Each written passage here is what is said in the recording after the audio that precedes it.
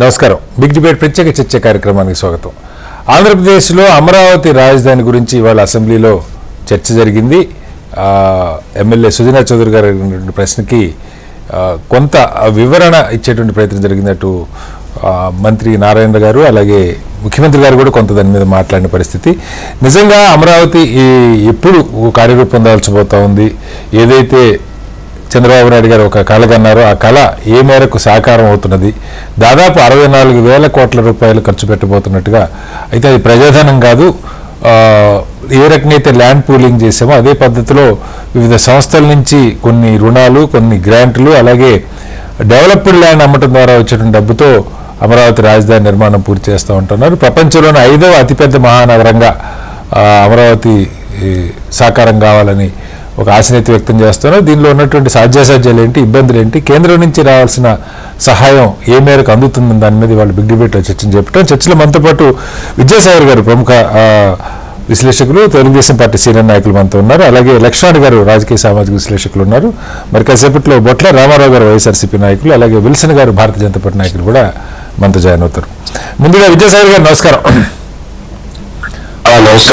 విద్యాసాగర్ గారు చెప్పండి, ఒక క్లారిటీ అయితే ఇవాళ మంత్రి గారి ప్రకటనతో, నారాయణ గారి ప్రకటనతో వచ్చింది. సుమారుగా ఎంత ఖర్చు కాబోతుంది, గతంలో ఎంత ఖర్చు అయింది, సరే ఈ 5 ఏళ్లలో మధ్యలో ఏం జరిగింది, ఇప్పుడు ఏ రకంగా ముందుకెళ్ళబోతా ఉన్నారు. వివిధ సంస్థల నుంచి ఆయన కోట్ చేశారు కూడా. ఏడీబీ నుంచి 13,400 కోట్లు, హట్కో నుంచి ఇంకా 2-3 రోజుల్లో 11,000 కోట్లు రాబోతుంది, కేఎఫ్డబ్ల్యూ బ్యాంక్ నుంచి కొంత, అలాగే కేంద్ర గ్రాంట్ ఒక 1,560 కోట్లు, ఇలా కొన్ని హెడ్స్ చెప్తూ మేజర్గా ఒక 6,000 ఎకరాల భూమి సిఆర్డీఏ పరిధిలో ఉండబోతుంది. దానిలో ఒక 1,300 ఎకరాలేమో వివిధ సంస్థలకి ఇచ్చేస్తాం, 4,000 ఎకరాలు డెవలప్డ్ ల్యాండ్ అమ్మటం ద్వారా మేజర్గా నాకు అర్థమైంది ఇన్కమ్ దాని ద్వారా జనరేట్ అవుతుంది అన్నది పాయింట్. సో వీటికి కొన్నిటికి డెడ్ లైన్స్ కూడా పెట్టారు. ప్రభుత్వ ఆఫీసులు ఇవి ఆఫీసర్స్ క్వార్టర్స్ ఇలాంటి ఒక సంవత్సరంలో పూర్తి కావాలి, ఇతర సంస్థలన్నీ కూడా 2 ఏళ్లలో పూర్తి కావాలి, కీలకమైనటువంటి 3 అసెంబ్లీ, హైకోర్టు, సెక్రటరియట్ ఇవి 3 ఏళ్లు పడుతుంది అన్నట్టుగా ఒక అంచనా వ్యక్తం చేశారు. ఏంటి ఏం చెప్తారు? కడవ గారు నమస్కారం, అందరి పెద్దలందరికీ కూడా నమస్కారం. ముందుగా ఏంటంటే మేము విశ్లేషణ కాదు, టీడీపీ రాష్ట్రానికి విశ్లేషణ కూడా బాగా చేస్తారు అన్నది. Okay, thank you. అయితే ఈ అమరావతి అన్న కాన్సెప్ట్ ఎప్పుడైతే నాకు తెలిసి ఇది 10వ సంవత్సరం అమరావతి రాజధానిగా ప్రకటించి ఆ రోడ్ నుంచి ఈ రోడ్ వరకు స్ట్రగుల్ పడుతూ లేస్తూ వస్తూ ఈ రోజు 10 సంవత్సరాల తర్వాత దానికి ఒక షేపుకు రావడానికి ఈ కాల పరిమితి 5 సంవత్సరాలు ఈ ప్రభుత్వము ఈ దఫా మేమైతే పరిపాలనలో చేస్తామో 2024 నుంచి 2029 వరకు ఆ దఫాలో జరిగేటువంటి డెవలప్మెంట్ అనేది కంప్లీట్ అవ్వాలన్నది, కంప్లీట్ అంటే ఏదైతే అమరావతిని ఒక షేప్ తీసుకోవాలనుకున్నామో ఆ షేప్ తీసుకోవడానికి ఇది సరైన సమయం. ఇప్పుడు మీరంతా ఇక్కడికి ఉన్న అందరూ సాక్షులే. హలో, ఆరోపణలు, అట్లాగే బొత్స సత్యనారాయణ మాట్లాడిన మాట, ఆ రోజు మాట్లాడిన మాటలు, మరి ఈ రోజు మాట్లాడుతున్న మాటలు, ఆ రోజు విషయం చిన్నారు, ఆ రోజు విషయాన్ని చింపినందుకు వాళ్ళకు తగిన శాస్త్ర జరిగింది. ఈ రోజు ఈ స్థాయికి వచ్చి ఉంది. ఈ రోజు అంటే మరి ఎవరిని వాళ్ళ విజ్ఞత, వాళ్ళ తెలివి, వాళ్ళ యొక్క వివేకాన్ని ఎవరు తప్పులు పట్టరు, ఎవరి పరిధిలో వాళ్ళది ఉంటది. అయితే డే 1 నుంచి కూడా ఈ అమరావతి క్యాపిటల్ అనేది సెల్ఫ్ సస్టైనబుల్ సిటీ, ఇది తనకు తన బతకగలుగుతుంది అనేది ఉన్నటువంటి మేము చెబుతున్నటువంటి మాట. కానీ వైసీపీ వాళ్ళు చెప్పింది ఏంటంటే కోటాను కోట్లు, 1,00,000 కోట్లు దాని మీద పెడతారు, 2,00,000 కోట్లు పెట్టేస్తారు, మొత్తం దానికే పెట్టేస్తారు, ఆ ప్రాంతం నుంచి ఏమి ఉండదు, రాష్ట్రంలో కట్టే ప్రతి పన్ను ఇక్కడికే వచ్చి చేరిపోతుందని చెప్పి విషయ ప్రచారం చేసింది. అయితే నిన్న పార్లమెంట్ లో చర్చలో మాట్లాడినప్పుడు కూడా పార్లమెంట్ లో కూడా వెరీ క్లియర్ గా చెప్పారు, ఏదైతే అమరావతి నిర్మాణానికి అవుతున్నటువంటి డబ్బు అంటే కేంద్ర ప్రభుత్వం నుంచి వచ్చే మేము అలికేట్ చేసే డబ్బు వివిధ మార్గాల ద్వారా రాష్ట్ర అప్పుగా పరిగణింపబడదు. ఇది నిన్న పార్లమెంట్ లో చెప్పినటువంటి మాట. రాష్ట్ర అప్పుల్లో ఇది కలవదు, అది మా లెక్క. అది క్లియర్ గా పార్లమెంట్ లో చెప్పడం జరిగింది. అంటే ఏంటి, విభజన హామీలో కొన్ని అంశాలు నెరవేర్చే క్రమంలో కేంద్ర ప్రభుత్వం ఇవ్వాల్సినటువంటి, కేంద్ర ప్రభుత్వం నుంచి రావాల్సినటువంటివి వచ్చే క్రమంలో వచ్చేటటువంటి డబ్బది. అది కాకుండా గ్యారంటెడ్ గా, అంటే గవర్నమెంట్ ఆఫ్ ఇండియా గ్యారంటీగా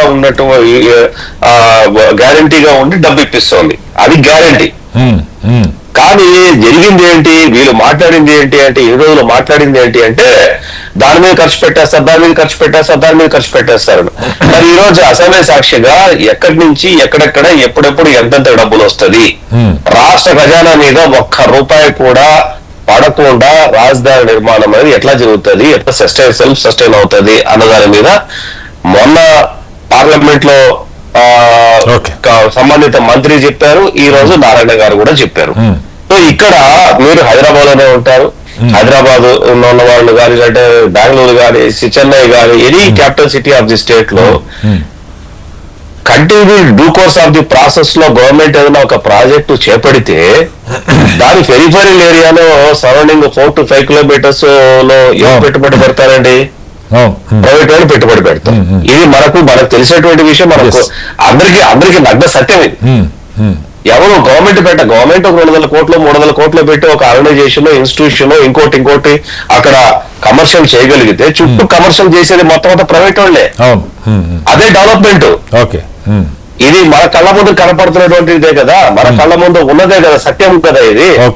మొత్తం అంతా కూడా గవర్నమెంట్ చేసేది ఏంటి అంటే రోడ్లు ఫార్మేషన్, అంటే మౌలిక వసతులు, ఇన్ఫ్రాస్ట్రక్చర్ క్రియేట్ చేసి ఒక ఆర్గనైజేషన్ పెడుతుంది అంతే. దానికి పెరిఫెరల్ ఏరియాలో కంప్లీట్ ఇన్వెస్ట్మెంట్ వచ్చేది ప్రైవేట్ వాడే. అది విదేశాలకి రావచ్చు, స్టేట్ లో నుంచి రావచ్చు, పక్క స్టేట్ లో నుంచి కూడా రావచ్చు. ఇట్లా కాకుండా వేరే మాటలు ఏమైనా ప్రపంచంలో నడుస్తుందా ఈ రోజు ఏమైనా? అంటే కాస్త వైసీపీ కూడా పక్కన పెడదాం సార్. అంటే మామూలుగా ప్రజల్లో ఉన్న 1-2 సందేహాలు ఏంటంటే, ఇప్పుడు చదవగానే నాకు కూడా అనిపించింది, మొట్టమొదటి కూడా 2014-19 తెలుగుదేశం అధికారులు ఉన్నప్పుడు కూడా మీరు అన్నట్టు 1 సంవత్సరం పట్టింది దాదాపు, కరెక్ట్గా ఇప్పటికి 10 ఏళ్ళు ఫార్మేషన్ అయిపోయిన తర్వాత కమిటీ వేసి, ఆ కమిటీ అమరావతి రాజధాని నిర్ణయం చేసి ఒక అంగీకారానికి వచ్చిన తర్వాత అక్కడి నుంచి ఇక్కడికి 10 ఏళ్ళు గడిచింది. అప్పుడు కూడా 3-4 సంవత్సరాలు తెలుగుదేశంకి అప్పటి ప్రభుత్వానికి అవకాశం ఉండింది. కానీ అప్పుడు మరి నిధుల కొరతో లేదు, ఒక అద్భుతంగా జరగాలన్నటువంటి కోరికో తాత్కాలికమైన కట్టడాలు వచ్చినాయి కానీ శాశ్వత కట్టడాలు రాకపోవటమే ఒక పెద్ద సమస్య అయింది. అసలు లేటెస్ట్ ఈ గొడవే లేదు. రాజధాని ఈ 5 ఏళ్ళు ఆగే పరిగెడు, ఈ పాటికి బ్రహ్మాండంగా అభివృద్ధి జరిగిపోయి ఉండాలి. ఎప్పుడైతే అక్కడ తాత్కాలికం ఉన్నామో అది తాత్కాలికంగా మిగిలిపోయి వీళ్ళది అది కాదు 3 రాజధానులు, ఈ గొడవ అంతా నడిచింది.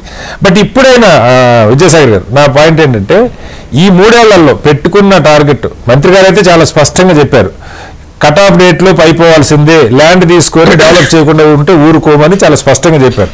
ఆ రకంగా జరిగితే అద్భుతం. మీరు అన్నట్టు 29 లోపే ఒక ఏదైతే ఇప్పుడు బ్లూ ప్రింట్ మనం చూస్తున్నాం, ఆ బ్లూ ప్రింట్ అక్కడ వాస్తవ రూపం దాలుస్తుంది. అలాగే అనుకోవచ్చా? Totally mistaken. క్యాపిటల్ అనౌన్స్ ఇప్పుడు 10 సంవత్సరాలు, అంటే అప్పుడు ఉన్నటువంటి ప్రభుత్వం ఏర్పడిన 1 సంవత్సరం లోపల అనౌన్స్మెంట్ అయింది. మరి ల్యాండ్ పోయి ఇన్ని వేల మంది ప్రజలను ఒప్పించాలంటే 3 సంవత్సరాలు మీరు అంటున్నారు, అది కట్టేసి ఉండొచ్చు అనే లెవెల్లో మాట్లాడుతున్నారు. ల్యాండ్ ను పూలింగ్ చేయటం, ల్యాండ్ అక్వైర్ కాదు. అవును, ₹1 లేకుండా ప్రజల నుంచి స్వచ్ఛందంగా ల్యాండ్ పూలింగ్ చేయడానికి ఆయన ఎంత పడుతుందండి? 58 రోజులు ఇచ్చారు కదా సార్, 58 రోజులు అయిపోయింది, 34,000 ఎకరాలు మీరు చెప్తున్నారు. ఏది ల్యాండ్ పూలింగ్? ఎవరు చెప్పారు మీకు? 58 రోజుల్లో 34,000 ఎకరాలు రైతుల దగ్గర నుంచి స్వచ్ఛందంగా ₹1 ఆశించకుండా రైతులు ఇచ్చారన్నది గట్టిగా ప్రభుత్వం ఇవాళ కూడా చెప్తున్నటువంటి మాట.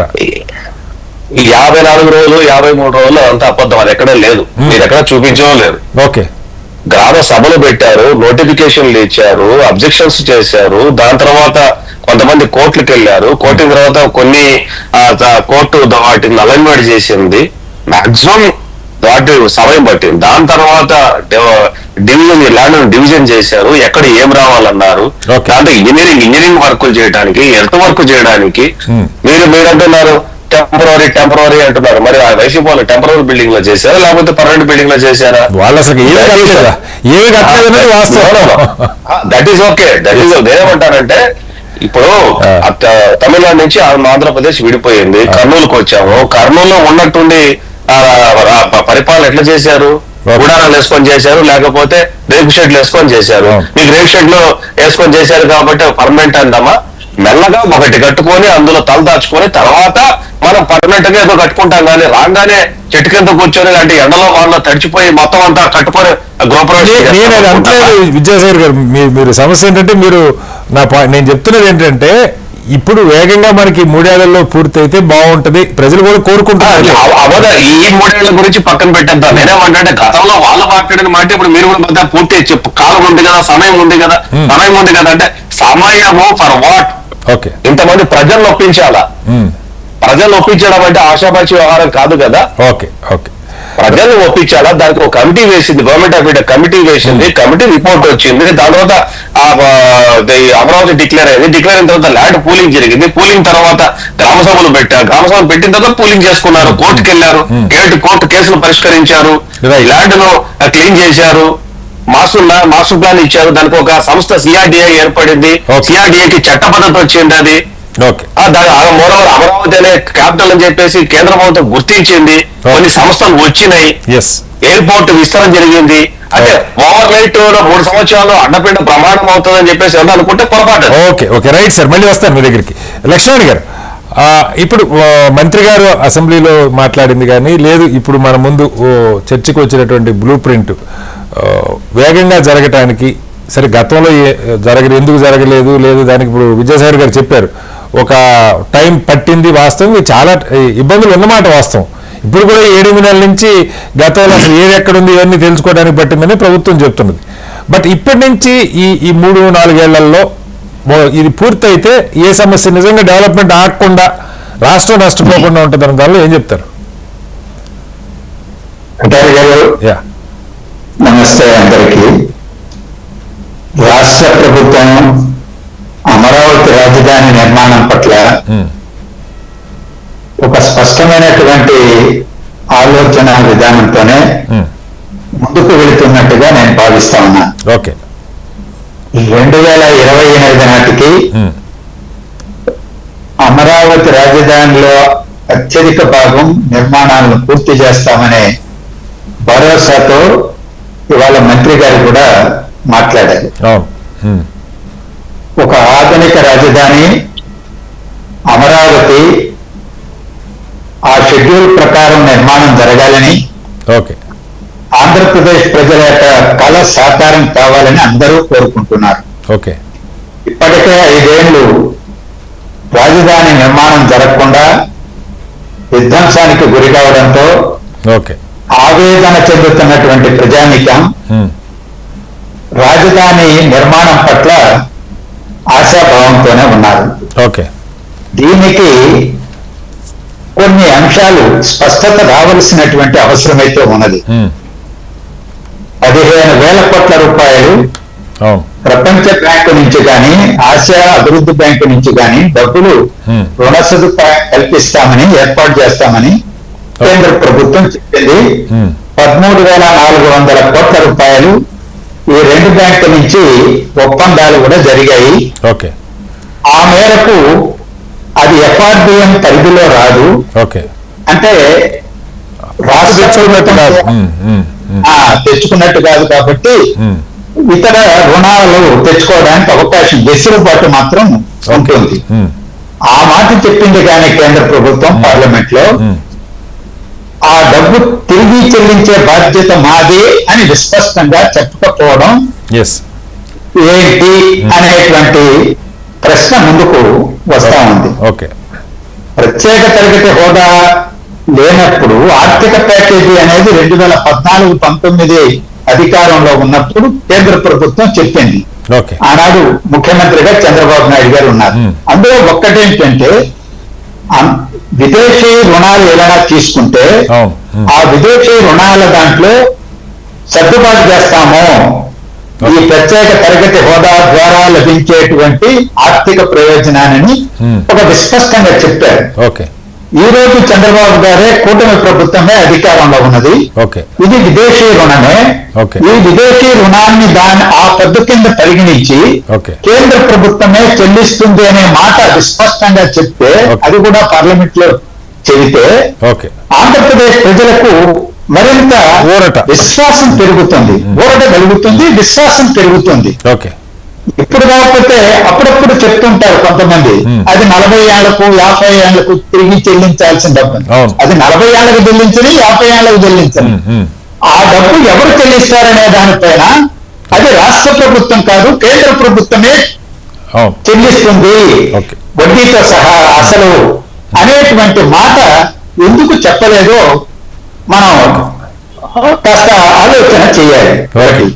ఎందుకు ఈ మాట అంటున్నానంటే, పోలవరం విషయంలో కూడా 41.15 మీటర్ల ఎత్తు అనేది కేంద్ర మంత్రివర్గంలోనే ప్రస్తావన చేసి ఆ మేరకే ఉత్తరం రాశారు రాష్ట్ర ప్రభుత్వానికి. కానీ రాష్ట్ర ప్రభుత్వం విస్పష్టంగా ప్రకటిస్తా ఉంది, లేదు 45.70 వరకు కడతాం, ఆ మీటర్ల ఎత్తుకు కట్టేది గ్యారంటీ. నీటి నిల్వ మొదటి దశలో 41.15 మీటర్ల వరకు ఉంటుంది. ఈ సమస్య కూడా జగన్మోహన్ రెడ్డి గారు గతంలో ప్రభుత్వానికి రాసిన ఉత్తరాల వల్లనే ఈ సమస్య వచ్చిందని చెబుతున్నారు. మరి అలాంటి శశమిషలు లేకుండా పోలవరం విషయంలో అయినా 45.70 మీటర్ల వరకు కడతాం, నీటిని నిలబెడతాం అనే భరోసా ఇవ్వడం, అమరావతికి ఇచ్చేటువంటి లోను సదుపాయాన్ని కేంద్ర ప్రభుత్వమే భరిస్తుంది, రాష్ట్ర ప్రభుత్వానికి ఏమీ సంబంధం లేదు అనేది మరింత విస్పష్టంగా ప్రకటిస్తే ఆంధ్రప్రదేశ్ ప్రజానీకం హర్షిస్తారు. ఇది ఆ ఒక్కటి తప్ప ఈ రోజు అమరావతి రాజధాని నిర్మాణానికి పెండింగ్ లో ఉన్న ఏవైతే భవనాలు ఉన్నాయో వాటిని ఏడాదిలో పూర్తి చేసేటి, 2 ఏళ్లలో పూర్తి చేసేటి, 3 ఏళ్లలో పూర్తి చేసేటి ఆ షెడ్యూల్ ప్రకటించడం కానీ, ఆ వైపున అడుగులు చర్యలు చేపట్టడం కానీ అవన్నీ కూడా సమర్థనీయమే అని నా అభిప్రాయం. రైట్ సార్, మళ్ళీ వస్తాను దగ్గర. విల్సన్ గారు, ఇక్కడ బాధ్యత విభజన తర్వాత రాజధాని నిర్మాణం ఖచ్చితంగా ఒక ప్రతిష్టాత్మక నగరాన్ని నిర్మించుకోవాలి, ఒక గ్రీన్ ఫీల్డ్ సిటీ అని, అలాగే దానిలో నవనగరాలు, నాకు గుర్తున్న మేరకు నవనగరాలు అన్నారు. ఇది ప్రభుత్వ ఆలోచన. అప్పట్లో ఎన్డీఏ అదే ప్రభుత్వం దాదాపు ఇప్పుడు కూడా కంటిన్యూ అవుతుంది అనుకోండి. 2014-19లో ఉన్న ప్రభుత్వమే ఇప్పుడు కూడా కంటిన్యూ అవుతున్నట్టు. సో అప్పుడు ఇచ్చింది అయితే స్పష్టంగా 1500 కోట్లు రాజధాని పేరుతో, తర్వాత ఒక 1000 కోట్లు గుంటూరు విజయవాడకి డ్రైనేజ్ పేరుతో ఇచ్చింది. ఈ దఫా ఒక 15,000 కోట్లు రుణం ఇప్పించారు ఈ ఏడీబీ నుంచి కానీ మిగతా వాటి దగ్గర నుంచి కానీ. ఆ రుణానికి సంబంధించి లక్ష్మణ్ గారు చాలా స్పష్టంగా అడుగుతున్నారు, సరే మీరు సొంతగా ఇస్తారా బడ్జెట్లో పెట్టి అలొకేషన్ అనేది పక్కకు పెడితే, ఈ రుణాలకి ఇక్కడ మధ్యలో మింగ్లింగ్ ఆఫ్ వార్డ్స్ లేకుండా, సస్పెషన్ లేకుండా, ఇది రాష్ట్ర ప్రభుత్వం ఎఫ్ఆర్బిఎం పరిధిలో రాదంటే కొత్తగా వేరే అప్పులు తెచ్చుకోవడానికి ఒక వెసులుబాటు అంతే. రాష్ట్రం 3% దాటడానికి లేదు కాబట్టి ఇప్పుడు తీసుకున్నది ఎఫ్ఆర్బిఎం పరిధిలోకి రాకుండా ఒక చిన్న కాగితం నోటీస్తో మీరు ఇచ్చేశారు. అది కాదు కదా కావాల్సింది రాష్ట్రానికి. ఈ భారం ఇప్పుడు అది 15,000 కోట్ల, రేపొద్దున ఇంకొక 5,000-10,000 కోట్లు పెరుగుతుందా అవసరాన్ని బట్టి. రాష్ట్ర ప్రభుత్వం అయితే స్పష్టంగా ఒక ఆలోచన చేసుకుంటా ఉన్నది, కొంత డెవలప్డ్ ల్యాండ్ అమ్మాలి, దాని ద్వారా వచ్చే ఆదాయం కూడా కొన్ని వేల కోట్లు దీనికి సపోర్ట్ వస్తుంది అన్నది ఒక ఆలోచన. ఈ దీంతో పాటుగా ఇప్పుడు ఏదైతే 15,000 కోట్లు లోన్ తీసుకుంటున్నారు ఏడీబీ నుంచి కానీ లేకపోతే ఇతర అంతర్జాతీయ సంస్థల నుంచి కానీ, దానికి మీరు కేవలం పూచీకత్తేనా, అది ఎప్పటికైనా రాష్ట్రానికి భారం అవుతుందా, దాన్ని కేంద్రమే తిరిగి చెల్లిస్తుందా? వారు చెప్పారు ప్రత్యేక తరగతి హోదా ఇవ్వనందుకు కనీసం ఆ ప్యాకేజీలో భాగంగా దీన్ని కేంద్రం బాధ్యత తీసుకుంటే బాగుంటుంది అన్నది ఆలోచన. ఏం చెప్తారు? గుడ్ ఈవినింగ్ శ్రీనివాస్ గారు, మీకు ప్యానల్ ఉన్న పిల్లలు పెద్దలందరూ కూడా నమస్కారం. ఓకే. అంటే చాలా స్పష్టంగా చెప్పారండి. ఆ రోజు అమరావతికి నిధులు ఇస్తున్నారో నిధులు ఇచ్చేటప్పుడు చెప్పారు ఈ అప్పు బాధ్యత మాదే అని చెప్పాను కానీ స్పష్టంగా చెప్పారు. మీకు అలా అర్థమైందా? పార్లమెంట్ లో చెప్పినప్పుడు కూడా ఆ మాట చెప్తే సరిపోయేది కదా. గారు చెప్పిన మాట అక్కడ చెప్తే సరిపోయేది అంటారు. ఓకే, విల్సన్ గారు ప్రశ్న అడ్రస్ చేస్తూనే ఈ 17,000 కోట్ల విషయంలో కన్ఫ్యూజన్ వస్తే ఎస్ తీసుకున్న అప్పే, అందులో సందేహం లేదు. అప్పు తీర్చే బాధ్యత కేంద్రం తీసుకున్నట్టుగా చెప్పారు. అంటే ఇక్కడ గమనించాల్సింది ఏంటంటే రాష్ట్రం మీద భారం పడకుండా దాని ఎఫ్ఆర్బి పరిమితిని దృష్టిలో పెట్టుకొని నిర్ణయం తీసుకున్నారు. అంటే ఈ భారం ఎవరి మీద పడుతుంది అర్థం కేంద్రం మీద పడుతుంది. కాబట్టి ఈ అప్పు ఎందుకు ఇస్తున్నాము ఎప్పుడు అంటే కేంద్రం దగ్గర నేరుగా డబ్బులు ఇచ్చే అవకాశం ఉండదు కాబట్టి వాళ్ళ దగ్గర ఆర్థిక పరమైన ఇబ్బందులు ఉన్నాయి కాబట్టి వేరే ఆర్థిక సంస్థల ద్వారా ఇస్తున్నాం. గారు దేశంలో ఏ రాష్ట్రంకి విదేశీ సంస్థల నుంచి అప్పు తెచ్చుకున్నా దానికి పూచీకత్తు కేంద్ర ప్రభుత్వం ఉంటుంది. ఎందుకంటే డైరెక్ట్ గా ఒక అంతర్జాతీయ సంస్థ రాష్ట్ర ప్రభుత్వాలు డీల్ చేసే అవకాశం ఉండదు. మధ్యలో కేంద్రమే దానికి ఒక అష్యూరెన్స్ లాంటిది ఇస్తారు. అదే ఇక్కడ జరుగుతుంది. బట్ భారం కాదన్నది ప్రశ్న. కాదు కటారి గారు క్లియర్ గా ఒక మాట చెప్పారు, అది రాష్ట్ర పరిధి అప్పులోకి రాదు అని చెప్పారు. దాన్ని మనం అర్థం చేసుకోవడాన్ని బట్టి ఇంటర్ప్రిటేషన్ చేసుకోవడాన్ని బట్టి మనం అర్థం ఏదైనా మాట్లాడుకోవచ్చు. అది ఎవరు మాట్లాడినా అంటున్నారు, ఎవరు మాట్లాడినా అప్పు రాష్ట్ర పరిధిలోకి రాదు అన్న తర్వాత రాష్ట్రానికి ఏంటి సంబంధం? అంటే అది కేవలం ఎఫ్ఆర్బిఎం కి సంబంధించి మాత్రమేనా, లేదు చెల్లించాల్సిన అవసరం సార్? అట్లా లాస్ట్ అప్పులేకి అసలు అది అప్పులే లేదు అన్నప్పుడు very the question of FRBM. ఆయన విల్సన్ గారు చేస్తారు కదా సార్, వాళ్ళకి అర్థం ఉంటే మనకేం బాగలేదు కదా విద్యాసాగర్ గారు. కేంద్ర విద్యాసాగర్ గారు విల్సన్ గారు కంప్లీట్ చేయండి. ఎస్ విల్సన్ గారు. ప్రాబ్లం ఏంటంటే శ్రీనివాస్ గారు అందరికి అర్థమైంది కాదు, ఏదో ఒక డిబేట్ పాయింట్ ఉండాలి కాబట్టి మీరు ప్రజల్లో కన్ఫ్యూజన్ క్రియేట్ చేస్తున్నారు. ఆ విషయంలో చంద్రబాబు నాయుడు గారు చెప్పారు, మా పార్టీ నాయకులు చెప్పారు, పురంధేశ్వర్ గారు చెప్పారు, ఖచ్చితంగా ఆంధ్రప్రదేశ్ అమరావతికి ఇచ్చే డబ్బులు తీర్చే బాధ్యత మాది చెప్పారు. అంటే చెప్పడం ఉద్దేశం ఏంటంటే ఇప్పుడు అప్పు కట్టే పరిస్థితుల్లో రాష్ట్రం ఉండదు కదా. రాష్ట్రం పుణ్యాన లక్షల కోట్ల అప్పులు పాలైన తర్వాత చంద్రబాబు ఎక్కడ తీసుకొచ్చి కడతారు? బేసిక్ ఏంటంటే అమరావతిని డెవలప్ చేద్దాము అని చెప్పి కేంద్రం 45 కేంద్ర సంస్థలు ఇచ్చింది, అదే 2,500 కోట్లు ఇచ్చింది, మరి ఆ బ్రిడ్జి పేరుతో 1000 కోట్లు ఇచ్చింది, ఇంకా ఎక్కువ సిద్ధంగా ఉంది. మామూలుగా అయితే విడిపోయిన రాష్ట్రాలకి విధంగా విడిపోయిన రాష్ట్రాలు 5,000 కోట్లు ఇస్తారు. గాంధీనగర్ ఇట్లా ఆ ప్రాంతాలు జరిగింది. ఇప్పుడు ఇంకా ఎక్కువ సిద్ధంగా ఉన్నారు. తీసుకోకుండా గత ప్రభుత్వం ఎక్కడ నగరం కట్టాలని చెప్పి కేంద్రం దగ్గర డబ్బులు తీసుకోకుండా అది చేసి ఒక రాష్ట్రానికి ద్రోహం చేసింది జగన్మోహన్ రెడ్డి గారు అనేది రాష్ట్ర ప్రజలందరూ తెలుసు. కాబట్టి ఇప్పుడు డిబేటింగ్ పాయింట్ ఏంటంటే అమరావతిని నిర్మాణం చేస్తే ఇక్కడ ఎంతో మందికి ఉద్యోగాలు వస్తాయి. ఈరోజు నారాయణ గారు ఇచ్చిన స్టేట్మెంట్ కూడా చాలా స్పష్టంగా నిజం చెప్పాలంటే చంద్రబాబు నాయుడు గారి తర్వాత మా జిల్లా వాసుడు కాదు కానీ నారాయణ గారి చేతితో నిలబడిపోతారు. ఆయన ఎంత జాగ్రత్తగా ఇటుకు పెట్టి నారాయణ కూడా ఆయనే అమరావతి బాధ్యతలు నారాయణ గారే చూశారు. కరెక్ట్. నారాయణ చూడబట్టే అంత వేగవంతంగా ఇందాక మీరు అన్నారు ల్యాండ్ పూర్తి చిన్న విషయం కాదు, మనోభావాలతో కూడుకుంటాయి. ఇన్సెక్యూరిటీ ఉంటుంది. ఆ రోజు కూడా చంద్రబాబు నాయుడు గారి నమ్మకంతో అది నరేంద్ర మోడీ గారు ఇక్కడ శంకుస్థాపన చేశారన్న ఉద్దేశంతో ఈ ల్యాండ్ పూలింగ్ అనేది చాలా చక్కగా జరిగింది. ప్రజల్లో కూడా హైదరాబాద్ పోయిన తర్వాత మాకు ఆల్టర్నేటివ్ ప్రపంచ స్థాయి నగరం కావాలి కాబట్టి ఆ నగరం కోసం అన్వేషణ సాగింది. అన్వేషణలో భాగంగా ప్రజలందరూ కూడా మమేకం అయిపోయి అక్కడ ల్యాండ్ ఇచ్చారు. కానీ మేము అమరావతి రైతులకు మద్దతు నిలబడ్డానికి కూడా మా కారణం ఏంటంటే అమరావతి రైతులు ఇచ్చారు. వాళ్ళ దగ్గర కొనుక్కోలే, జగన్మోహన్ రెడ్డి గారు కొనుక్కోలేదు, ఏ ప్రభుత్వం కొనుక్కోలే. వాళ్ళు నమ్మకంగా ల్యాండ్ ఇచ్చి వాళ్ళు 75 సెంట్లు ప్రభుత్వానికి తద్వారా ప్రజలకు ఇచ్చి 25 సెంట్లు కొని డెవలప్ చేసుకోవాలి వాళ్ళ బిడ్డల కోసం, లేకపోతే వాళ్ళ భవిష్యత్తు కోసం డెవలప్ చేసుకోవాలనుకున్నారు. ఆ డెవలప్ చేసుకోకుండా అది చంద్రబాబు నాయుడు గారు సొంత ఆస్తి అన్నట్టుగా ఆ రోజు జగన్మోహన్ గారు వ్యవహరించిన తీరు రాష్ట్రం 20 ఏళ్ళు వెనకపోయింది. అయితే దాని ఒక్క నిమిషం సార్ శ్రీనివాస్ గారు, దాన్ని ముమ్మరంగా పరిగెత్తించాలన్న సంకల్పంతో నరేంద్ర మోడీ గారు చాలా స్పష్టంగా అమరావతికి అండగా నిలబడ్డారు. ఇందులో ఏమి సందేహాలు లేదు. Right sir. మళ్ళీ మీ దగ్గరికి రామారావు గారు 19 నుంచి 24 దాకా ఆ 5 ఏళ్లలో సరే మీరు అసెంబ్లీలో ఇది ఓకే చేసి తర్వాత 3 రాజధానులని ఏమీ జరగకుండా ఎక్కడ ఏది రాజధాని పూర్తి కాకుండా మొత్తానికి 10 ఏళ్ల కాలం గడిచిపోయింది. దీనిలో తప్పొప్పులు ఈ సమస్య సరే కాలానికి సమస్యనికి వదిలేద్దాం. బట్ ఇప్పుడు ప్రభుత్వం ఒక స్పష్టతతో ఒక బ్లూ ప్రింట్ ఒక టైం లైన్ పెట్టుకొని ముందుకెళ్తా ఉంది. ఎక్కడ అది ప్రజాధనమైనా లేకపోతే రైతుల దగ్గర నుంచి పూలు చేసిందైనా లేకపోతే విదేశీ సంస్థల నుంచి అప్పైనా అల్టిమేట్గా అది రాష్ట్ర సంపద కాబోతోంది అమరావతి. సరే తర్వాత కట్టుకుంటామా వాళ్ళు కడతారు, ఇది వేరే ఆ చర్చ పక్కకి పెడితే ఇప్పుడు ఇది ఇలా కంటిన్యూ కాదు. మీ మీద చాలా విమర్శలు వచ్చింది ఏంటంటే ఇవాళ సుజనా చౌదరి గారు అది కూడా అడిగారు అసెంబ్లీలో.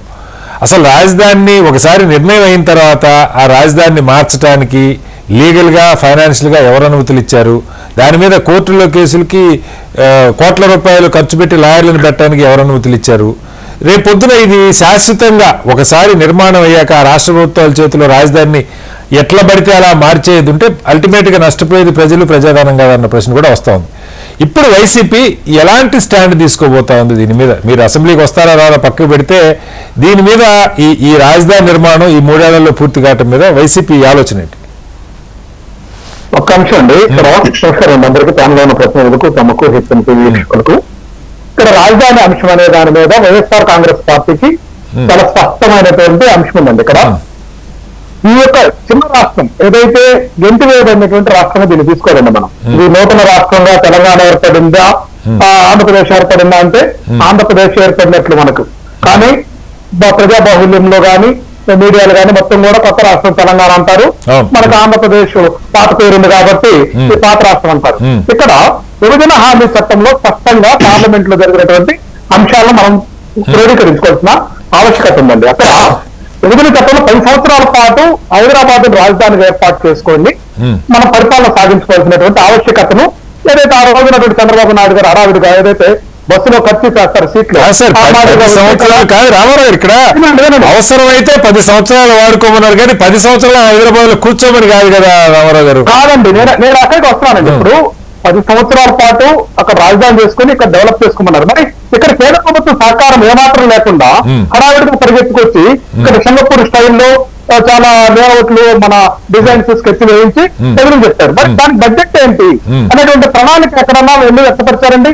ఇప్పుడు ఈ రాష్ట్రము తోకలాగా ఉంది. ఇప్పుడు ఉన్నటువంటి భౌగోళిక పరిస్థితుల్లో శివరామకృష్ణ కమిటీ ఏం చెప్పిందండి, ఈ యొక్క కేంద్ర ప్రభుత్వం యొక్క ఆలోచన విధానంతో శివరామకృష్ణ కమిటీ కొన్ని సిఫార్సులు చేశారు. ఆ సిఫార్సులు వీళ్ళకి పట్టవు.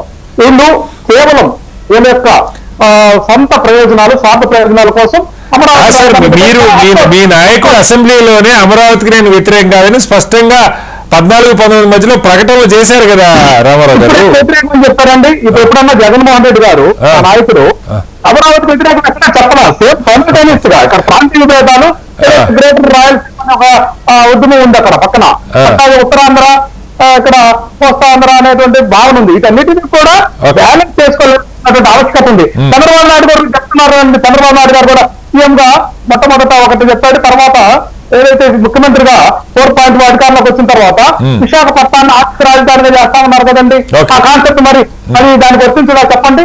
ఇక్కడ ఆ యొక్క కేసుల్లో ఏదైతే హైదరాబాద్ లో ఓటుకు నోటు కేసు కోసం భయపడి తన స్వార్థం కోసం ఇక్కడ అమరావతికి పరిగెత్తుకుంటూ వచ్చి ఏదైతే శాశ్వత నిర్మాణాలు కాకుండా టెంపరీ నిర్మాణాలు చేశారండి. ఈ రాష్ట్ర ఆర్థిక పరిస్థితి దృష్ట్యా ఈ రాష్ట్రానికి సంబంధించినటువంటి విభజన హామీల్లో రామారావు గారు మరి గతంతో ఉండకపోతే నాకు గంట టైం సరిపోదు కాదండి. ఈ రాష్ట్ర యొక్క ఆర్థిక పరిస్థితి పేదరికంలో ఉన్నవాడు ఎన్నిసార్లు తిరగాలని కోరుకుని ఆ యొక్క స్తోమత లేకుండా చటికల పట్టం తప్పితే దానికి రామారావు గారు దయచేసి గతంలోకి వెళ్తే నా చర్చ ఆంధ్రప్రదేశ్ భవిష్యత్తు రామారావు గారు నా ప్రశ్న, ఇప్పుడు ప్రభుత్వం ఒక 15,000 కోట్లకు సంబంధించి లక్ష్మీనారాయణ గారు కూడా అడిగారు, అది కేంద్రమే చెల్లిస్తుందా, దీర్ఘకాలమైనా సరే రాష్ట్రం మీదే భారం ఉంటుందని ఒక ప్రశ్న అడిగారు.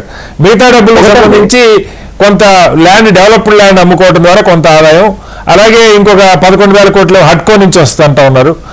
అది ఇలాంటి అంటే ఇప్పుడు పెట్టిన బ్లూ ప్రింట్ అమల్లో రాష్ట్రం మీద భారం పడకుండా ఉంటుందా, అలాగే ఇన్ టైంలో కంప్లీట్ అవుతాయా, దీని విషయంలో మీ స్టాండ్ మీరు ఇది కోరుకుంటున్నారా లేదా చెప్పండి. ఇప్పుడు ఖచ్చితంగా అండి, మేము ఈ రాష్ట్ర అభివృద్ధి కోసం వైఎస్ఆర్ కాంగ్రెస్ పార్టీ చిత్తశుద్ధితో ఆహ్వానిస్తుంది, దాన్ని ఫైట్ చేస్తుంది కూడా. ఇప్పుడు ఈ రాష్ట్రానికి ప్రత్యేక హోదా వచ్చినందువల్ల ఈ రాష్ట్రంలో ఆర్థిక స్థితిగతులు మెరుగవుతాయనేటువంటి ఆలోచన విధానానికి ఈ రోజు కూడా వైఎస్ఆర్ కాంగ్రెస్ పార్టీ కట్టుబడింది. మరి చంద్రబాబు నాయుడు గారు అమితంగా లేరు కదా ప్యాకేజీ కోసం కాదు నాకు అట్లా బడ్జెట్లు అండి. ఏ మాత్రం కూడా మన రాష్ట్రానికి కనీసం కూడా దానికి దానికి ఒక చిన్న అంశంలో కూడా సహాయం చేస్తామని చెప్పకపోతే దాన్ని అభినందిస్తున్నామని చెప్తా ఉన్నారు ముఖ్యమంత్రి గారు. ఎట్లా తీసుకోవాలనే దాంట్లో ఆలోచన ఉంది. అట్లాగే ప్రాజెక్టు కూడా కేంద్ర ప్రభుత్వం నిర్మాణం చేస్తే పరిస్థితిని తీసి రాష్ట్రం చేస్తామని తీసుకొచ్చి మన ఎత్తున పెట్టుకొని ఏదైతే ఆ యొక్క సిల్వే పక్కన పెట్టేసి కాంక్రీట్ పనులు ఏదైతే ఇక్కడ కాపర్ డ్యామ్లన్నీ వేరే చేశారు అంటే ఇది వేస్ట్ మనీ గురించి నేను ప్రస్తావిస్తున్నానండి. అయితే చంద్రబాబు నాయుడు గారు ఈ యొక్క అరుమగ్గునుడు అని చెప్పి 2014 అధికారం ఇస్తే ప్రధానమంత్రి తీసుకొచ్చి నీళ్లు మట్టి ఇచ్చేసిన తర్వాత గ్రాంట్ తీసుకొచ్చుకోకుండా ఆ తర్వాత 5 ఏళ్ళు మీరు ఉన్నారు రామారావు గారు, మర్చిపోతున్నారు. ప్రత్యేక హోదా మీద మీరేం పోరాటం చేశారో దేశం అంతా చూసింది. ప్రత్యేక హోదా మీద కాదు రామారావు గారు, మీరు అధికారంలో వచ్చిన తర్వాత 5 ఏళ్లలో మీరేం పోరాటం చేశారో కూడా సమాజం చూసింది కదా, అది కూడా చెప్పాలి కదా మరి మీరు. ఖచ్చితంగా రాష్ట్ర ప్రయోజనాల కోసం వైజాగ్ కు సంబంధించినటువంటి స్టీల్ ప్లాంట్ అంశంలో కానీ ప్రత్యేక హోదా అంశంలో కానీ రాష్ట్ర ప్రయోజనాల కోసం కేంద్ర ప్రభుత్వంతో ఎప్పుడూ కూడా ఖచ్చితంగా సంప్రదింపులో పోరాటం ఉద్యమం మార్గాన్ని ఎంచుకున్నా కానీ ఎక్కడా కూడా పోరాటం ఎక్కడ తెలుగుదేశం పార్టీ లాగా రోజుకు ఒక పార్టీతో పొత్తు అధికారం కోసం ఎన్డీఏ అంటాం, మరలా యూపీ అంటే ఎన్ని మేము ఎప్పుడు ఏసీకి ఒకటే స్టాండ్ సింగిల్ గా పోటీ చేస్తామని చెప్పారు. అదే పార్టీ మీద ఉన్నారు. రైట్ సార్, ఓకే మళ్ళీ వస్తాను రామారావు గారు మీ దగ్గరికి వస్తాను. విద్యాసాగర్ గారు, ఇంకో కీలకమైన పాయింట్ ఏంటంటే వాళ్ళ సుజనా చౌదరి గారు రైజ్ చేసిన point, in interest of the state, ఇది గతంలో అంటే లీగల్ పర్స్పెక్టివ్లో ఒక రాజధాని మార్పుకు సంబంధించి ఇక్కడ భవిష్యత్తులో రేపు పొద్దున అక్కడ ధరలు పెరగాలన్నా 10 మంది ఒకసారి ప్రజలు దెబ్బతిన్నారు. విద్యాసాగర్ గారు మీకు కూడా తెలుసు, చాలా మంది హైదరాబాద్ నుంచి 100 మంది వెళ్ళి అక్కడ ఏదో డెవలప్ అవుతుందని చెప్పి కొనుక్కున్నోళ్ళు, తర్వాత ఆ రేట్లు పెరక్క, మీరు అన్న డెవలప్మెంట్ రావాలంటే ప్రైవేట్ పెట్టుబడులు రావాలి, ప్రజలు కొనుక్కుంటేనో పరిశ్రమలు వస్తేనో ఇక్కడ డెవలప్మెంట్ వస్తేనే 10 మంది వచ్చి అక్కడ ఇన్వాల్వ్ అయితేనే డెవలప్మెంట్ వస్తుంది. అది రావడానికి ఒక భరోసా 5 ఏళ్ళలో మీరు ఖచ్చితంగా కొంత డెవలప్ చేస్తారు, కానీ సంస్థాగతంగా ఒక ఏర్పాటు లేకపోవటమే పెద్ద లోపం అనేది సుజనా చౌదరి గారు రైట్ చేసిన క్వశ్చన్లో నాకు అర్థం అవుతా ఉన్నది. లీగల్గా ఫైనాన్షియల్గా దీనికి క్లియరెన్స్లు ఎవరిచ్చారు? రాజధానిని ఆ రాష్ట్ర ముఖ్యమంత్రి లేదా ఆ రాష్ట్ర క్యాబినెట్ మంత్రివర్గమో ఒక మాట అనుకుంటే మార్చేయొచ్చా? దీనివల్ల ప్రజాధనం వృధా కాదా? ఇప్పుడైనా సరే ఈ మీరు చేసే డెవలప్మెంట్తో పాటు ఇది శాశ్వత రాజధానిగా ఉండటానికి కావాల్సినటువంటి సంస్థాగత ఏర్పాట్ల విషయంలో కూడా ఆలోచన చేస్తున్నారు. కటారి గారు మధ్యలో దయచేసి డిస్టర్బ్ చేయకండి, ఎవరు కూడా ఇంక్లూడింగ్ యూ ఆల్సో. నేను చెప్తా, I will explain you. Ramarao చెప్పిన వాటికి చెప్పాలనుకుంటే నేను ఇంకా రకంగా మాట్లాడాల్సి వస్తుంది, but I don't want to disturb the good environment. 1952 మునుపు కృష్ణా నుంచి కావేరీ వరకు భూభాగం మనది, ఉమ్మడి ఆంధ్రప్రదేశ్, మద్రాస్ ప్రావిజన్. ఆ రోజు ఆంధ్రప్రదేశ్ లేదు, మద్రాస్ ప్రావిజనే ఉన్నది. తెలుగు వాళ్ళందరూ కూడా అక్కడ ఎత్తుకొని పోయారు. ఈ రోజు తమిళనాడులో హైయెస్ట్ రిచ్ పీపుల్ లేకపోతే కమర్షియల్ ఆర్ బిజినెస్ ఆర్ ఇండస్ట్రీలు ఎవరైనా తీసుకుని తెలుగు వాళ్ళే. ఇప్పటికీ తెలుగు వాళ్ళ పెట్టుబడులు దాదాపు 50 లక్షల కోట్ల నుంచి 60 లక్షల కోట్లు ఉంటాయి మొత్తం తమిళనాడులో, మద్రాస్ నుంచి కన్యాకుమారి వరకు. 52లో భాషా ప్రయుక్త రాష్ట్రాలు వచ్చినాయి. 52 తర్వాత హైదరాబాద్కి వచ్చాం, చంక పట్టుకొని కర్నూలుకి వచ్చాం, కర్నూలు నుంచి హైదరాబాద్కి వచ్చాం. హైదరాబాద్ రాజధానిగా అనుకున్నాం. హైదరాబాద్ రాజధాని అనుకున్నప్పుడు ఇప్పుడు ఆ లెక్కల ప్రకారం అంటే అదే నాట్ ఎగ్జాక్ట్ రమారమిగా దాదాపు ఆంధ్ర మూలాలు ఉన్నటువంటి వాళ్ళ పెట్టుబడులు 25 లక్షల కోట్ల నుంచి 26 లక్షల కోట్లు. అప్పుడేమో ఇప్పుడు వాల్యూ ప్రకారం ఏమో అప్పుడు పెట్టిన పెట్టుబడులు తమిళనాడు మద్రాస్ ప్రావిజన్ లో 50-60 లక్షల కోట్లు ఉంటే కొన్ని లక్షల మంది తమిళియన్స్ ఈరోజు బతుకుతున్నారు. తప్పేం లేదు, ఎవరు అందరూ భారతీయులే, బతకచ్చు. ఈ రోజు ఆంధ్రప్రదేశ్ లో 20 లక్షల నుంచి 26 వేల హైదరాబాద్ లో ఉన్నటువంటి పెట్టుబడుల వల్ల తెలంగాణ వాళ్ళు లేదా ఆంధ్ర వాళ్ళు ఇద్దరు కూడా ఉద్యోగ కల్పన ఉండొచ్చు. కానీ ఆ తమిళనాడులో ఉన్నటువంటి పెట్టుబడులకు జిఎస్టీ ఆ రాష్ట్రానికి వస్తుంది భాగము. ఈరోజు తెలంగాణ వెళ్ళిపోతే తెలంగాణకు ఆ రాష్ట్రం నుంచి ఆంధ్ర పెట్టుబడుల ద్వారా వచ్చేటువంటి జిఎస్టీ రాష్ట్రం ఆ రాష్ట్రం అభివృద్ధి అయింది. కార్పొరేట్ ఆఫీస్ అక్కడ వస్తుంది. మళ్ళీ ఈ 70 ఏళ్లలో 3సారి అమరావతికి వచ్చాం 10 ఏళ్ల ముందు. 3 ఏళ్లలో పంటలో ఇది బ్యాంకు పెట్టుకొని 70 సంవత్సరాలు 3 సార్లు తిరిగాం, 3వ చోటుకు వచ్చి కూర్చున్నాం. ఈ 3వ చోటును కూడా మార్చాలని చెప్పి ట్రై చేస్తే ప్రజలు తిరస్కరించారు వీళ్ళని. అంటే డబ్బు తెలివి ఇవన్నీ కూడా ఆంధ్ర వాళ్ళది. మేము ఎక్కడో పోయేసి ఎక్కడో బయట వెళ్ళిపోయి ఇది మాది అనుకుని ఓన్ చేసుకొని పెట్టుబడి పెట్టుకుంటే 2 సార్లు బయటకు వచ్చాం. నష్టపోయింది ఆంధ్ర జనాలు. ఇక్కడ ఈ రోజు వచ్చి ఇక్కడ స్టెబిలిటీగా ఉందాము, ఇక్కడ కనీసం ఈ రాష్ట్రం 2 సంవత్సరాల తర్వాత పోతే పోయింది, జరిగింది మన కర్మ అనుకొని ఈ రోజు ఇక్కడికి వస్తే ఈ రోజు ఇక్కడ ఉన్నటువంటి పొలిటికల్ పార్టీస్ దీన్ని కూడా డిస్టర్బ్ చేసి మొత్తం ఆంధ్ర రాష్ట్ర ప్రజల యొక్క సంపదను లేకపోతే తెలివిని లాంటి సహనాన్ని మొత్తం సర్వం నాశనం చేయడానికి కూడుకున్నటువంటి కొన్ని పార్టీలు. రెండోది మీరు సుజనా చౌదరి గారి గురించి మాట్లాడారు. సుజనా చౌదరి గారు అడిగింది ఎందుకు అడుగుంటారు మీరు ప్రశ్న నాకు బాగా తెలుసు. ఒక్కసారి కేంద్ర ప్రభుత్వం నోటిఫై చేస్తే ఇది రాజధాని అని ఏదో మనం ఏదో ఆ ఎమ్మెల్యేలు ఎలక్ట్ అయిపోయేసి ఒక 10 మంది క్యాబినెట్ కూర్చొనేసి చేస్తే కుదరదు. క్యాపిటల్ నోటిఫై చేయాల్సింది కేంద్ర ప్రభుత్వం. కేంద్ర ప్రభుత్వం చేసేసింది. వీళ్ళు చక్కలు గుద్దుకున్నారు అంతే. ఇది కాదు మేము అక్కడికి మారుస్తాం లేదా ఇక్కడికి మారుస్తాం, అది ఇది అది అనుకుంటా. ఎక్కడ లేదు అదంతా కూడా, ఈ మాటలేమంతా కూడా. ఇందాక మిత్రుడు రామారావు చెప్పారు ఏమని, నేను ఇప్పుడు ఛాలెంజ్ చేస్తాను ఏంటంటే I don't have any mobile or something in my hands now. నేను ఇప్పుడు మీకు చెప్తున్నా, నేను తీవ్రవాద కమిటీ రిపోర్ట్ మీరు టైప్ చేయండి. 24 మార్చి 2014లో 14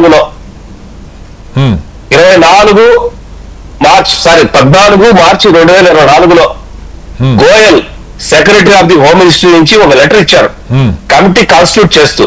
దాని కింద 3 అనెక్సరీలు ఇచ్చారు, 3 అనెక్సరీస్ ఇచ్చారు. థర్డ్ అనెక్సరీలో ఇప్పుడు మీ వాళ్ళ దగ్గర ఓపెన్ చెప్పి చూపించండి. థర్డ్ అనెక్సరీలో తీవ్రవాద కృష్ణ కమిటీకి ఏమని చెప్పింది, ఏం చెప్పింది కమిటీ చేసింది. అయ్యా ఒక రాజధాని కట్టాలి, ఆ రాజధానిలో చెప్పండి అంటే ఏ రకమైనటువంటి వాతావరణం ఉండాలి ఒక ప్రాంతంలో, ఆ ప్రాంతంలో ఇవి కట్టడానికి ఎంత ఖర్చు అవుతుందో చెప్పు అని చెప్పారు. ఆయనకి ఇచ్చిన పని ఏంటి ఇది. నేను ఇప్పుడు చెప్తున్నా, మీరు ఇప్పుడు ఓపెన్ చేసుకోండి. అనెక్సరీలో ఏబిసిడిఈ మీరు ఇప్పుడు కానీ స్క్రీన్ మీద డిస్ప్లే చేసుకోండి. రైట్ అండి. ఓకే. అయితే అతను చేసింది ఏంటి, సొంత కవిత మొదలు పెట్టాడు. ఇది ప్రాంతీయ భేదాలు వచ్చేస్తాయి, మీరు ఇది ఎక్కడ పెట్టండి, అది ఇక్కడ పెట్టండి. అయ్యా నీకు ఇచ్చిన పని ఏంది శ్రీరామకృష్ణయ్య, నీకు ఇచ్చిన పని ఏంది.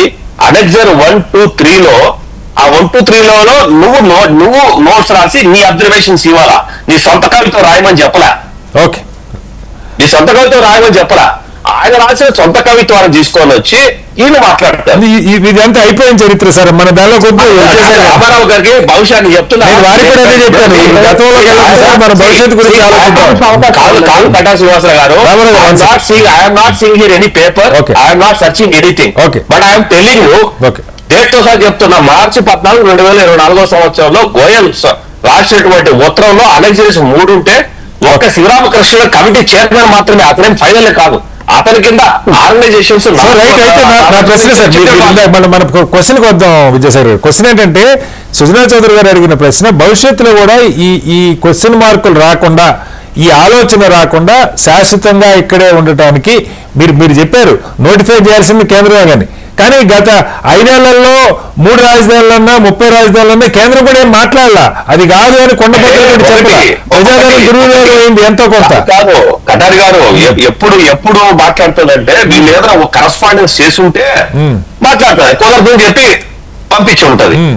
వీళ్ళు అసలు ఉత్తరం రాయలా. ఊరికి పబ్లిక్ లో వీళ్ళు చేసే హంగామా తప్ప ఒక్క ఉత్తరం రాశారా?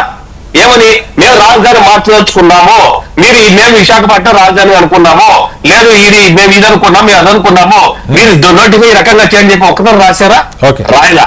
ఏమని చెప్పారు, కర్నూలుకి హైకోర్టు తరలిస్తామన్నారు. ఒక ఉత్తరం రాశారా? లే. ఓన్లీ ఏంటంటే ప్రజల్లో ఒక రకమైనటువంటి వాతావరణాన్ని సృష్టించడానికి మాట్లాడిన మాటలే తప్ప నో కరస్పాండెన్స్ అట్ ఆల్. వీళ్ళు మాట్లాడుకుంటే ఇక్కడ మాట్లాడుకునే మాటలకు ఉత్తరం పోతే వాళ్ళు రెస్పాండ్ అవుతారు, ఉత్తరం పోకుండా వాళ్ళు రెస్పాండ్ అవుతారు. వీళ్ళు మాట్లాడేటువంటి వేస్ట్ మాటలు ఇవన్నీ కూడా కాదు సార్. రాశారా లేదన్నది నాకు కరెక్ట్ గా నాకు ఐడియా లేదు, కానీ జరిగింది ఏంటంటే 5 ఏళ్లలో like that letter also show the letter. ఒక్క రోజు ఒక్క పేపర్ లో కేంద్ర ప్రభుత్వానికి ఇది రాజధాని, ఇది మీరు డీనోటిఫై చేయండి అని చెప్పి ఉత్తరం. అసెంబ్లీలో కాదు సార్, అసెంబ్లీలో తీర్మానాలు చేశారు, 3 రాజధానులు ప్రకటన చేశారు. కటారి గారు మీరు కేంద్ర ప్రభుత్వం గురించి అడిగారు. మీరు నేనంటున్నది రాష్ట్ర ప్రభుత్వం వీళ్ళు మాట్లాడుకుంటే నేను చెప్తున్నాను, వీళ్ళు మాట్లాడుకొని చేసే ప్రకటనలే తప్ప కేంద్ర ప్రభుత్వం ఎటువంటి కరస్పాండెన్స్ చేయాలి. కేంద్ర ప్రభుత్వం కరస్పాండెన్స్ చేసి ఉంటే అక్కడి నుంచి స్పందన ఏమొచ్చిందో అప్పుడు మనం మాట్లాడితే కేంద్ర ప్రభుత్వం లాగితే బాగుంటుంది. రైట్ అండి. అసలు కరస్పాండెన్స్ లేదు. ఓకే రైట్, మళ్ళీ వస్తాను సార్ మీ దగ్గరికి. లక్ష్మణ్ గారు, ఈ ప్రశ్న అంటే ఇప్పుడు నిజంగా కూడా మళ్ళీ ఇది పుకార్లో లేకపోతే ఇంకొకటో కాకుండా ఇది రాజధాని అనేది లేదు. ఇప్పుడు రాజధాని అనే పదం అంటే ఈ అసెంబ్లీ లేకపోతే సెక్రటేరియట్ ఎక్కడ ఉంటే అది రాజధాని ఒక డెఫినేషన్. బట్ అలా కాకుండా ఇప్పుడు మనం ఒక హైదరాబాద్ ఎలా అయితే డెవలప్ అయిందో అలాంటి ఒక నగరాన్ని అక్కడ డెవలప్ చేసుకోవాలనుకుంటున్నాం, శాశ్వతంగా దాన్ని నిలబెట్టుకోవాలనుకుంటాము. దీనికి భవిష్యత్తులో మళ్ళా కొత్త అర్థాలు చెప్పే ప్రయత్నం జరగకుండా ఇబ్బందులు ఏమైనా ఉన్నాయా? ఇప్పుడు ఇందాక విజయరావు గారు చెప్పినట్టు అసలు అది ఇష్యూనే కాదు, వాళ్ళు ఎన్ని చేసినా పబ్లిక్ మనీ వేస్ట్ అయింది, అందులో అయితే సందేహం లేదు సార్. గత 5 ఏళ్లలో 3 రాజధానుల పేరుతో ఒకటి న్యాయ రాజధాని, లేకపోతే ఒకటి ఆర్థిక రాజధాని, ఒకటి అసెంబ్లీ శాసన రాజధాని అన్న రీతిలో ఒక ప్రచారం జరిగింది. దాని మీద కొంత ల్యాండ్ ఎక్విజిషన్ జరిగినాయి, లేకపోతే అక్కడ ప్రజలు అదేదో అయిపోతుంది పెట్టుబడులు పెట్టుకునే వాళ్ళు ఉంటారు, ప్రజలు నష్టపోతారు. ఇప్పుడు ఈ సమస్య రాకుండా ఈ బ్లూ ప్రింట్ ఎగ్జిక్యూట్ కావటం పర్మనెంట్ గా నిలబడటానికి ఏమైనా ఇబ్బందులు ఉన్నాయా లక్ష్మణ్ గారు? భారతదేశంలో ఏ రాష్ట్ర రాజధాని ఇదో ఈ బెంగళూరు, ఈ తిరువనంతపురం, చెన్నై అని ఎప్పుడూ నోటిఫై చేసినటువంటి ఉదంతం ఉందని నేను అనుకోవడం.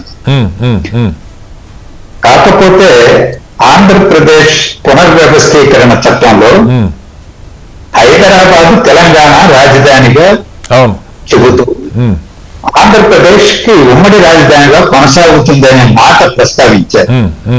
ఆ ప్రస్తావించినటువంటి పూర్వరంగంలో 10 ఏళ్లు గడిచిపోయాయి.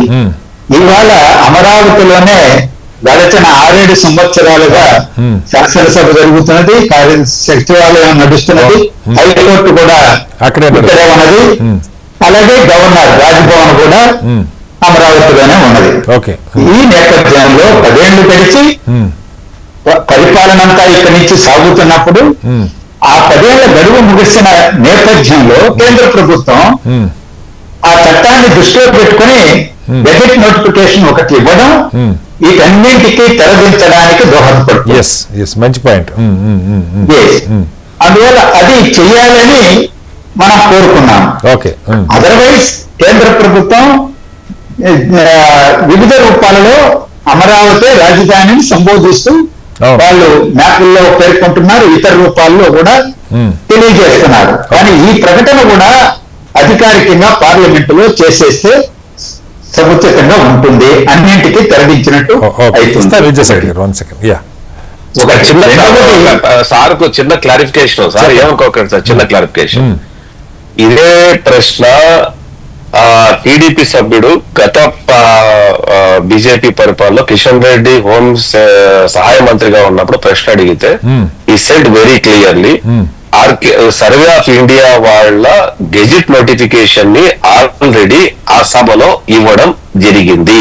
ఒకటి. రెండోది, క్యాపిటల్ లో నోటిఫై చేయడం అన్నది కాన్స్టిట్యూషనల్ గా చేయాలి, otherwise it will not treat as a capital. So it is 100% any capital. మీరు ఈ రోజు అమరావతిని పార్లమెంట్ డిక్లేర్ చేసి పంపించిందంటే they should mention and survey of India దాన్ని గుర్తించాలా, దానికి ఒక పరిధి ఇవ్వాలా.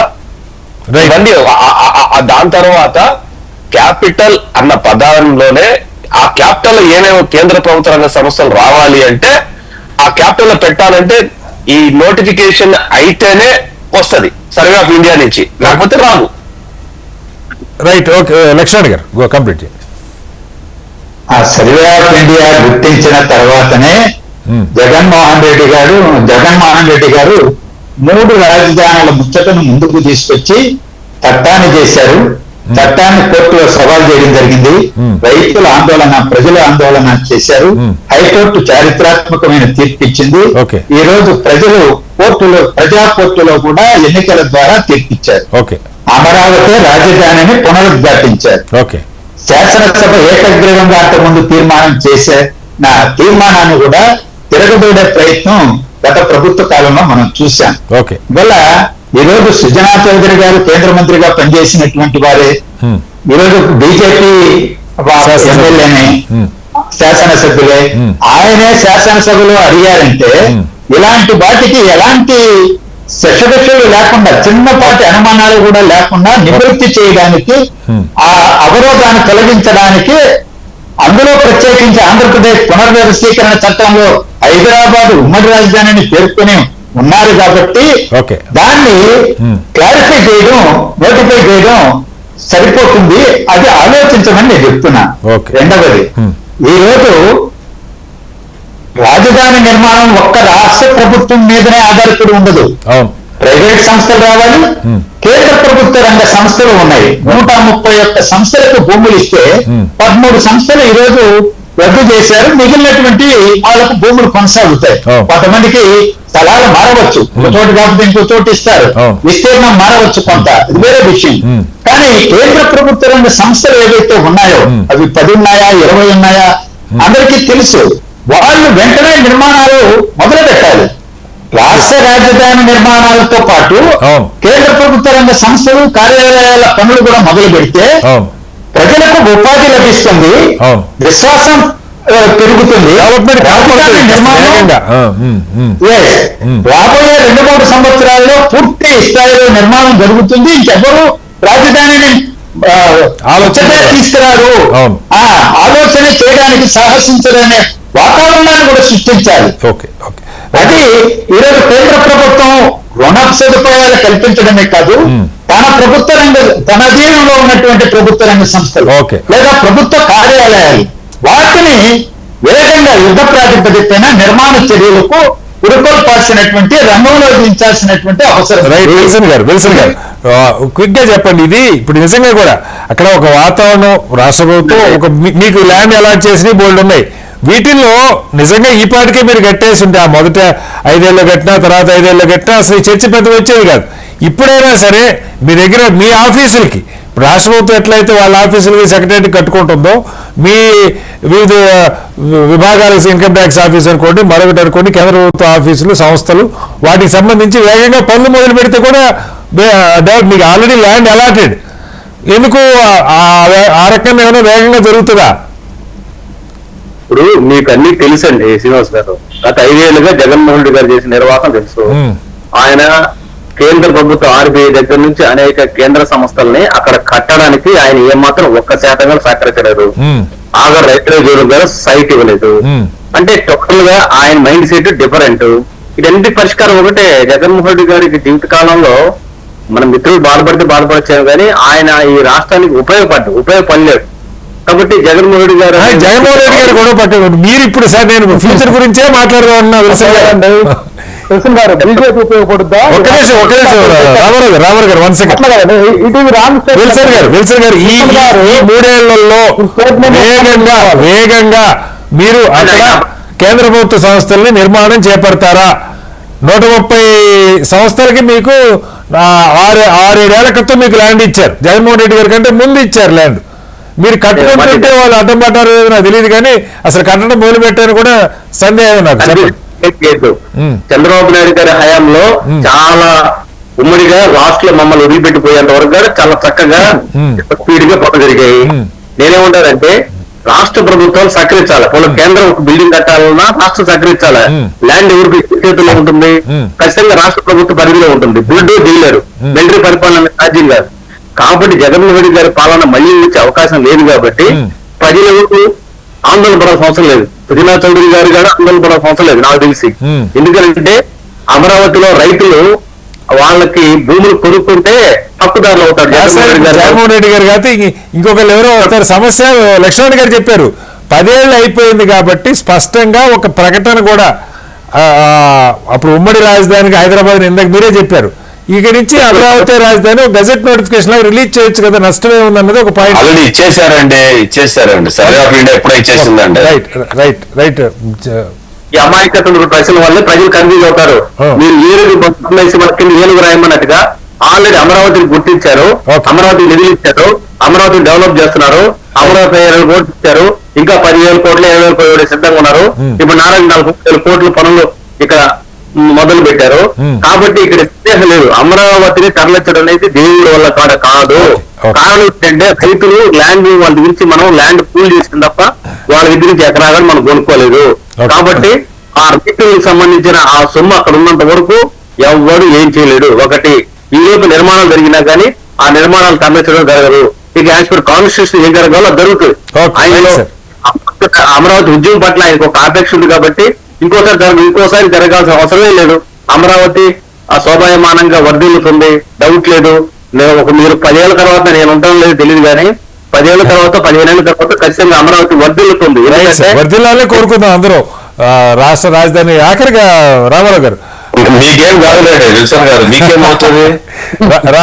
అందరూ హ్యాపీగానే ఉంటాం, ఏమవుతుంది? రామారావు గారు దీన్ని అలాగే మీ హయాంలో జరిగినటువంటి ఒక ఈ R5 జోన్ అని ఒక 50,000 మందికి మీరు ఉపయోగపడుతుందో తెలియదు కానీ ఒక సెంటు పనిచేశారు.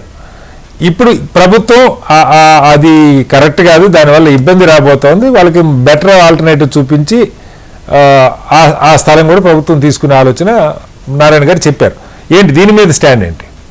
ఇక్కడ భారతదేశం ప్రజాస్వామ్య దేశం అండి. బేసిక్ గా ప్రజాస్వామ్య దేశంలో పేద వర్గాల నుంచి ధనిక వర్గాల దగ్గరికి అందరూ నివసించేటటువంటి యోగ్యమైనటువంటి అన్ని రాష్ట్రాల్లో అదే రాజధాని ఉంది. అట్లాగే మనకి సెంట్రల్ క్యాపిటల్ ఢిల్లీలో కూడా పేద వర్గాలు కూడా నివసించేటటువంటి పరిస్థితి ఉంది. ఇక్కడ వీళ్ళు ఒక బౌండరీ లాగా నిర్మాణం చేసుకొని పేద వర్గాలు ప్రవేశం లేని రాజధాని నిర్మాణానికి ఇంటర్నల్ గా ప్లాన్ ఆఫ్ యాక్షన్ ఉంది. నేనేమంటానంటే ఇక్కడ పనిచేసేటటువంటి వ్యక్తులు శ్రామిక వర్గాలుగా ఉంటేనే కదంటే ఏదైతే వ్యవస్థ సొసైటీ వీళ్ళు డివేట్ అయ్యారు. దానికి జగన్మోహన్ రెడ్డి గారు ఇక్కడ కూడా పేద వర్గాలకు కూడా ఆశ్రయం వేయాలని లోకల్ ఉన్నటువంటి ప్రాంతాల వారికి కొంతమందిని అక్కడ ఇళ్ల స్థలాలు ఇచ్చి ప్రోత్సహించినటువంటి వాస్తవం. నేనేమంటున్నానంటే ఇప్పుడు విద్యాసాగర్ గారు శివరామకృష్ణ కమిటీని కూడా తప్పుపట్టాడండి. ఒక సీనియర్ మళ్ళీ సార్ మనకి టైం కూడా అయిపోతుంది.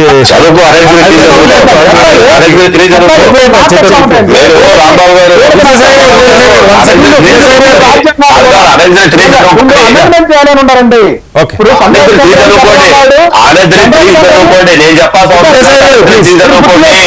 మీరు ఇంట్రెస్ట్ అవుతుంది, మీరేమో మీరు మాట్లాడేటప్పుడు ఇంట్రెస్ట్ కాదు.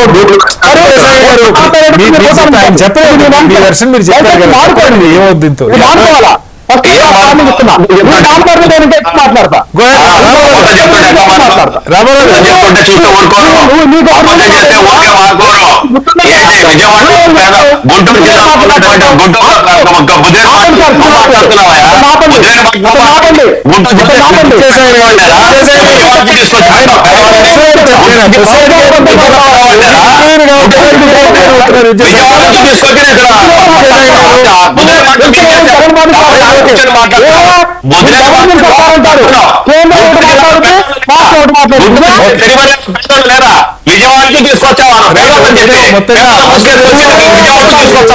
ఆంధ్రప్రదేశ్ రాజధానికి సంబంధించి ఒక బ్లూ ప్రింట్ అయితే ప్రభుత్వం ప్రకటించింది. ఈరోజు రాబోయే 3 ఏళ్లలో పూర్తిగా దాదాపు 64,000 కోట్ల రూపాయల నిధులతో అభివృద్ధి చేస్తారు. అయితే ఇది ప్రత్యక్షంగా ప్రజల మీద భారం పడకుండా ఒక సెల్ఫ్ సస్టైన్ మోడల్గా డెవలప్ చేయాలని ఆలోచన వ్యక్తం చేస్తున్నారు. కేంద్ర ప్రభుత్వం నుంచి ఇప్పటికే వివిధ అంతర్జాతీయ సంస్థల నుంచి బ్యాంకుల నుంచి తీసుకున్న రుణాలకు సంబంధించి పూర్తిగా బాధ్యత ఎవరిదనే దానిలో ఒక అస్పష్టత అయితే ఉన్నది.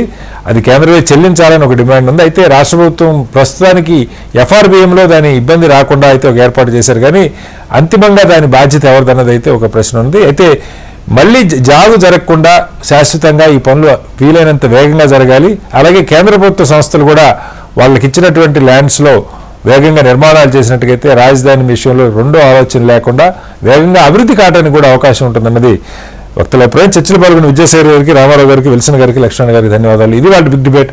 రేపు మరోస్తే మళ్ళీ కలుద్దాం. అందరూ నమస్కారం, సెలవు.